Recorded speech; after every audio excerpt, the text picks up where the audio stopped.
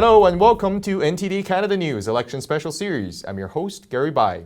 Rebel News is turning to the federal courts after it was denied accreditation to cover this week's two official federal leaders' debates. According to Reuters, Canada's federal election race is so close that even a few swing districts on the Western Prairies, a region usually hostile to Prime Minister Justin Trudeau's Liberals, may be the key to his hopes of staying in power. Liberal leader Justin Trudeau condemned angry mobs after being hit with a handful of gravel while campaigning in London, Ontario on Labor Day. As students head back to university, they might be interested in knowing what the leaders are pitching in this election to lower the burden of student loans. On September 7th, day 24 of the federal election campaign, and it's 2 days away from the first English language debate. Where are the leaders and what are they saying now? The People's Party of Canada leader Maxime Bernier has been campaigning in Manitoba for the past few days. He attended rallies in Dauphin, Brampton, and Portage-la-Prairie. Around 1,000 people attended the events. Bernier spoke out against vaccine mandates and did not quarantine upon arrival in the province, a requirement for unvaccinated people. Bernier said he has chosen not to be vaccinated. He spoke about how he feels freedoms are being stripped from Canadians amid the COVID-19 pandemic. Green Party leader Annamie Paul was in Ottawa and observed the Rosh Hashanah with no media events planned. Bloc Québécois leader Yves-François Blanchet was in Ottawa with planned talks on the freedom of expression. NDP leader Jagmeet Singh was in Toronto and promised an NDP government would double funding for public transit in order to meet his promise to electrify all public transit in Canada. He also used the opportunity to criticize the Liberals for what he says is their failure to deal with climate change. He announced that his party would double the Canada Community Building Fund, formerly the Gas Tax Fund, which is providing the provinces with $2.2 billion in transit funding in 2020 to 21. The NDP's climate plan has come under scrutiny in recent days, with Simon Fraser University environmental economist Mark Jacquard saying that it would be largely ineffective and unnecessarily costly. Liberal leader Justin Trudeau was in Montreal and Ottawa. He has been dogged by protests wherever he goes. Canadians in general are tired of the pandemic measures, and as the federal and provincial governments slowly mandate vaccines, things will only continue to heat up. Trudeau continues to campaign on taking Canadians out of this crisis. Conservative leader Erin O'Toole was in Ottawa and promised to appoint a health minister who has been vaccinated against COVID-19 if his party takes control on September 20th. The Conservatives aren't demanding that all their candidates get 2 doses of COVID shot. The Conservatives disagree with the government's handling of the immunization campaign and the procurement process for COVID-19 shots. O'Toole has said vaccination is a personal health decision and no one should be forced to get a shot, but he has set a goal of getting 90% of the population vaccinated to beat back the worst effects of the Delta variant. On Labor Day, Trudeau was boarding his campaign bus to leave the event when he was surrounded by protesters yelling insults. Gravel and debris were reportedly thrown at the party leader while the RCMP security detail attempted to shield Trudeau.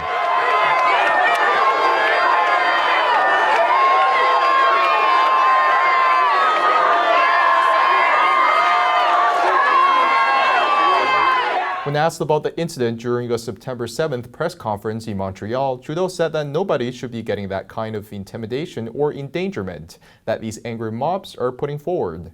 Trudeau said he felt some gravel hit him but was physically unharmed. Several members of the press were reportedly also struck but unhurt. Conservative leader Erin O'Toole said that harassing the candidate of any party is unacceptable. Tonight, from 8 to 10 p.m. Eastern Time, the second French language debate will be broadcast from the Canadian Museum of History in Gatineau, Quebec. Participants include the Tories' Erin O'Toole, Liberal Party's Justin Trudeau, Yves-François Blanchet from the Bloc Québécois, Annamie Paul from the Green Party, and Jagmeet Singh from the NDP. Topics for the debate include costs of living and public finances, Indigenous peoples, cultural industries and cultural identity, justice and foreign policy, pandemic, healthcare, and climate. On Thursday from 9 to 11 p.m. Eastern Time, leaders of the parties will be on television for the first English language debate. A federal court ordered the Leaders' Debates Commission to allow reporters from Rebel News to cover this week's two leaders' debates. The ruling came after Rebel News was granted an emergency hearing after the commission refused to accredit 11 of its journalists to cover the event and ask post-debate questions. Rebel alleges that the commission was capricious, unfair, unlawful, and arbitrary in denying its journalists the right to cover the debate at the last minute. The imposition of these standards amounts to an attempt to regulate the media industry and profession, Rebel said. The decision was conducted in bad faith for the sole purpose to deny Rebel News access to the debates. The commission responded in court documents that Rebel violated the commission's conflict of interest rules because it is actively involved in campaigns related to the stories it covers. In a letter filed in court, the debate's commissioner cites Rebel's fundraising campaigns to raise money to oppose policies including COVID-19 vaccine passports, a federal bill to amend the Broadcasting Act, the federal government's quarantine hotel requirements, and to constitutionally challenge Saskatchewan's lockdown law, among other activities. Based on the review of the above, Rebel News is actively involved in campaigns about stories it covers. It becomes an actor in these stories. This conduct is a conflict of interest, the letter concluded. Ezra Levant, Rebel's founder, said in a 460-page affidavit filed with the court that the commission was unfairly targeting his organization. He accused other media organizations of engaging in advocacy. Rebel, the commission, and the federal attorney general have filed thousands of pages of court documents. Last month, the commission denied invitations to the leaders of the People's Party of Canada. According to Reuters, Canada's federal election race is so close that even a few swing districts on the Western Prairies, a region usually hostile to Prime Minister Justin Trudeau's Liberals, may be the key to his hopes of staying in power. Trudeau called the election for September 20th 2 years early, gambling that the country's successful COVID-19 vaccination campaign would help him hold the 155 seats he currently has and pick up 15 more. This will allow him to govern without opposition support in the 338-seat House of Commons. But according to the polls, the prospect of Liberals coming up short is becoming more likely, and a minority government for either the Liberals or Erin O'Toole's Conservatives is most likely, said Darryl Bricker, CEO of Poster Ipsos Public Affairs. They've not been able to shake that initial disappointment for Canadians with the way the election was called and why it was called, Bricker said, noting that Canada is entering a fourth pandemic wave. It's really stuck to the Prime Minister personally. A Nanos research survey on Monday put the Liberals at 34.1% popular support and the Conservatives at 32%, a reversal from a day earlier when Liberals were at 33.4% compared with 34.9% for Conservatives. With the race nearly a dead heat, potential swing parliamentary constituencies have emerged across the country.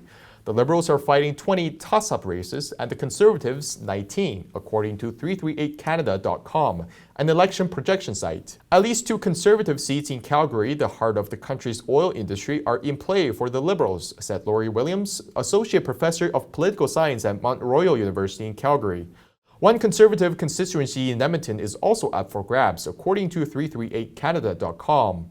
These Alberta seats become pretty important because the election could come down to a handful, Williams said. Alberta shut out the Liberals in 2019 amid fears that their climate change policies would undermine the oil industry.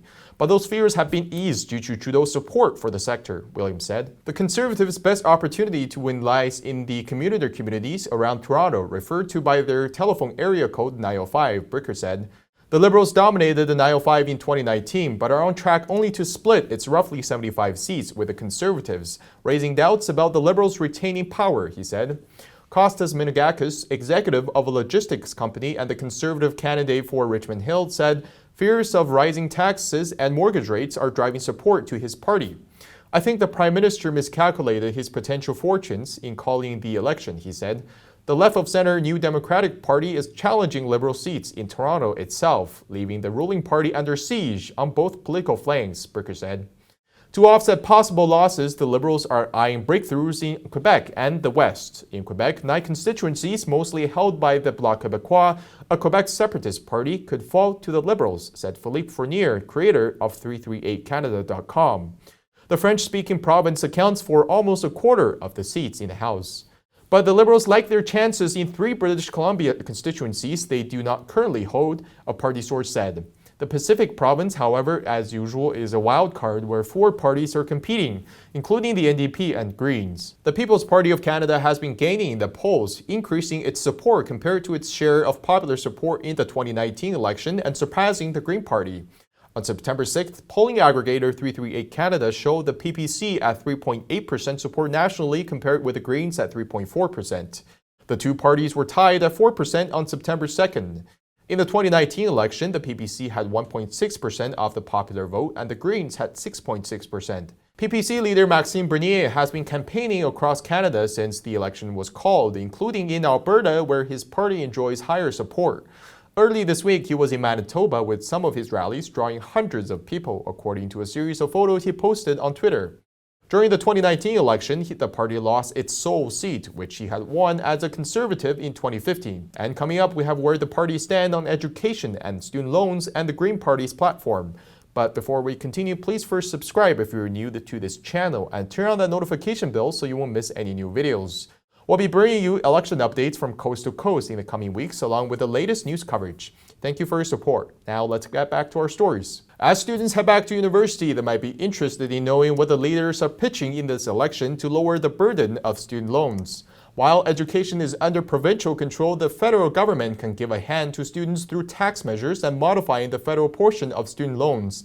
Now let's take a look at what the Liberals, Tories, and the NDP are pitching to Canadian students. The Liberal Party is promising Canadian students an interest-free pause on their student loans during COVID. And the party has raised the Canada Student Grant from $3,000 to $6,000, which would last 2 more years. They would also invest $721 million in student employment support and allow graduates to delay loan repayment until they are making $40,000 a year. The Conservative Party pledged to improve support for Francophone primary and elementary education. The Tories have previously offered students up to $100,000 in tax savings. In addition, the students in engineering, coding, or the skilled trade-related programs can get as much as $200,000 in tax savings over 5 years. The NDP's platform says it would cancel up to $20,000 of student federal debt and eliminate student loan interest. NDP is also working with provinces to cap and eventually eliminate tuition fees, providing post-secondary students a free education. The Green Party of Canada launched its 2021 election platform on September 7th, with a focus on sustainability and economic recovery. The plan aims to advance policy with 3 major goals: a green future, life with dignity, and a just society. Many of the tragic events that unfolded during the past 18 months revealed gaping fault lines in our society, vulnerabilities that, if not addressed, will leave us in a perilously weak position to face the immense challenges of the 21st century, Green Party leader Anime Paul said in a media release. Our platform is what this moment calls for. With that said, thank you for watching NTD Canada News. If you like this video, please give us a like and share. It will help more people see our channel. We'll be back with more comprehensive election coverage. And we'll see you next time.